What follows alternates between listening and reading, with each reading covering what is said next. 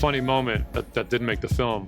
And there's actually a VHS tape of this somewhere in my storage or someplace. I have not been able to find this. Was when Old Dirty came up. I think the second time it came up. No.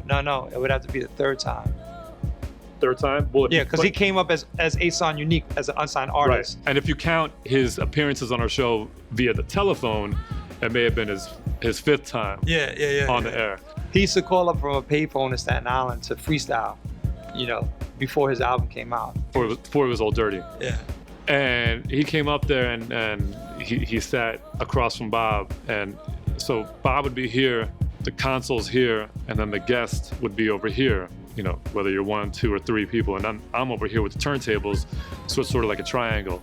So Stretch could see what the artists were up to. I could see him. I couldn't. Yeah, so I could see what's like happening below the table. So I realized that Dirt's got like a gallon container with no label of a clear liquid, and he's just hitting it. And then out of nowhere, Bob's like, "Yo, my man, like, yo, Dirt, like FCC regulations. You can't drink. You can't be up here drinking. Yeah. Like, it's just forget FCC regulations. FCC or not, it's just not. On so many levels, this is not appropriate. Like, this is not a party. Right. And also, if the station manager had seen that, we would have been suspended off the air, which happened, numerous times over the years because of violations from our artists. So, if anyone knows Dirt, like he kind of does what he wants to do, and like no doesn't really enter into his thought process. So he says, "Oh, I got you, Bobbito, no problem." He puts it down. Yo, next thing I know, this dude, he grabbed the newspaper and he's pretending to read it. And he's got one hand holding the paper and he's drinking like this. And he knows that I'm looking at him. And I'm looking at him like, and I guess he was like, yo, Stretch isn't gonna snitch. Right. So I'm looking at this guy like, oh my God, this is hilarious. And Bob's just, and then he dip it back down and be like, yeah, we good, Bob, let's do it on the rhyme. Yo, I have a lot of very funny, Old Dirty firsthand experiences, but that one, with regards to actually be on the radio, was just really sticks out. And there's a videotape with it somewhere. Funny story on the station that didn't make the film. I mean, there's so many. I don't know.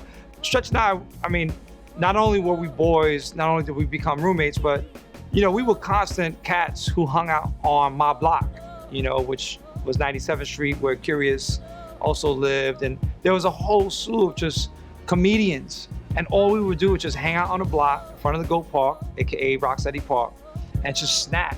And we would snap for not like 15 minutes. I mean, like literally we'd be out there for like 2-3 hours and we would just snap. And so we brought that element of like, no holds barred, we're just gonna joke on somebody up to the station. Oh, man.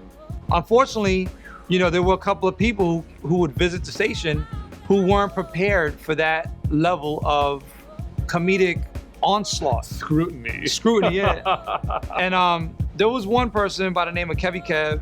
He was a college radio DJ at KZSU Stanford on the West Coast, who I became friends with through my relationship with Def Jam, sending him records. And, he lived in Queens, or he was from Queens, so he would come to the station.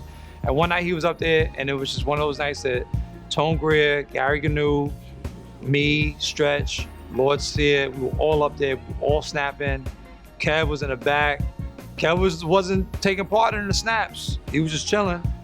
Gary turned around, saw Kev, and Kev had the little tail back then, like Menudo, you know what I mean? But it was like past that being potentially cool. It was never cool, but it was never cool. Yeah, cool. I'm just saying, if you were a Menudo fan in the early 80s and you had the little tail, like maybe, all the Porter Rocks had the tail and stuff.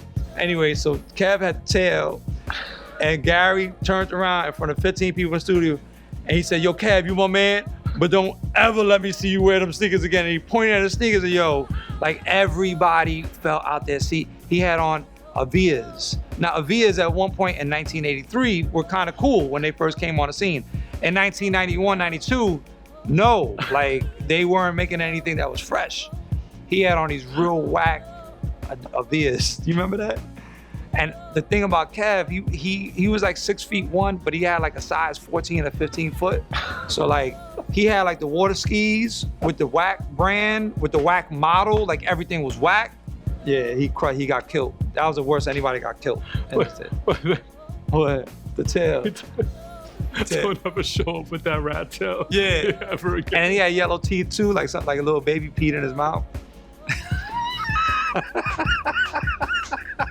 with permanent paint, like. Oh man, yo, another victim, Brad Feldman. Brad Feldman. Yo, it's not a lot. I don't remember the details of it, but yeah, it's just in terms of like of dudes coming up not being prepared. Look, me, I'm not from the block, right? But I was smart enough.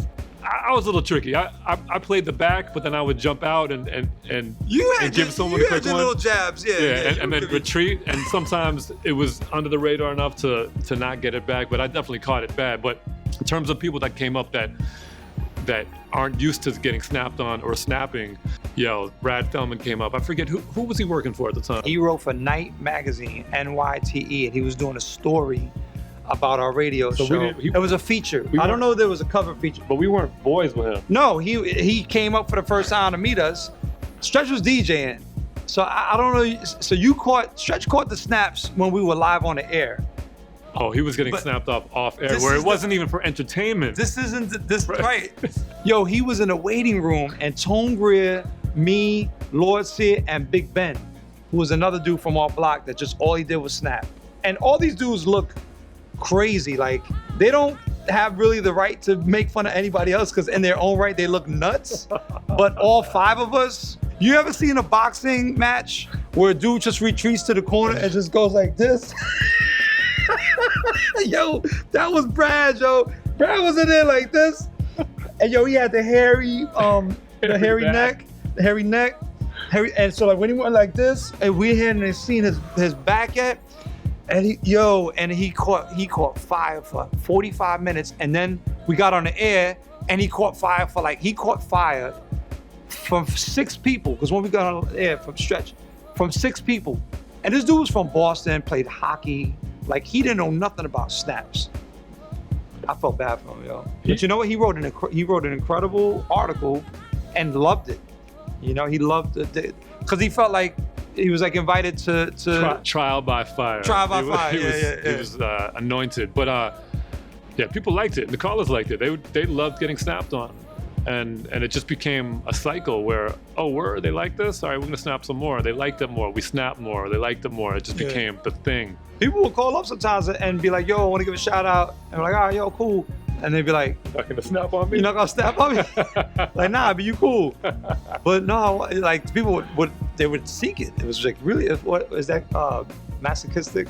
Yeah. Did anyone? Did anyone ever cry, or almost cry, live on the studio? Oh, nah, not that no. Yo, M's would catch it repeatedly. M's caught it bad too. Yeah. King M's from the Fly ID show.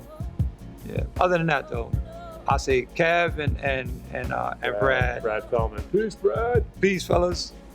I used the first Swiss beat. For anybody that don't know, I was the first one to ever use a Swiss beat on the first Lox album, All for the Love. That's the first Swiss beat ever known to the world. The guy that drew that is the guy that is gonna be my MC. And it's that KRS-One, I think. So KRS' first affiliation with Boogie Down Productions that I can see is that. Many memorable moments working with Heavy D, many. Like, I mean, we go back before making records. It's crazy, you know. I think about him every day. I dream about him. And you know, he actually took me under his wing. You know, made people realize that I was talented, you know. He bragged about me to people. No, I think this was like maybe 10 years later. I don't know the exact span of time. His kid comes back with an embossed plate of food with Flavor's Bite out of it to get signed. The plate hangs on a rope.